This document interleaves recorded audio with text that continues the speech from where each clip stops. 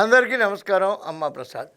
మన మాజీ ముఖ్యమంత్రి వర్యులు గౌరవనీయులు పాపం జగన్మోహన్ రెడ్డి గారి కళలు చూడండి, కళలు మూసి తెరిచేసరికి కళ్ళు మూసి తెరిచేసరికి మరో 3 ఏళ్ళు అయిపోతుంది. షర్మిలమ్మ ఆశ్చర్యపోయి వస్తుంది.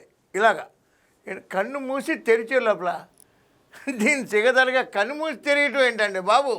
5 ఏళ్ళు కళ్ళు మూసుకున్నారు, రోడ్లు కనపడలేదు, అందుకని రోడ్లు వేయలేదు. పరిశ్రమలు వచ్చేవి కనపడలేదు, వాటిని తరివేశారు, కళ్ళు మూసుకున్నారు. నిరుద్యోగులు కనపడలేదు, అంచేత పరిశ్రమలు తేలేకపోయారు. మీరు రోగులు కనపడలేదు, అందుకని హాస్పిటల్స్ అభివృద్ధి చేయలేదు. విద్యార్థుల విద్య కనపడలేదు, మీకు విద్యను డెవలప్ చేయలేదు. కళ్ళు మూసుకుంటే ఎలాగండి పాలన? 5 ఏళ్ళు కళ్ళు మూసుకున్నారు, మళ్ళీ 2 ఏళ్ళు కళ్ళు మూసుకున్నారు, ఇంకో 3 ఏళ్ళు కళ్ళు మూసుకుంటారంట. ఈ కళ్ళు మూసుకోవటం ఏంటంటే, కళ్ళు తెరిచి పాలించే చంద్రబాబు నాయుడు గారు కావాలి.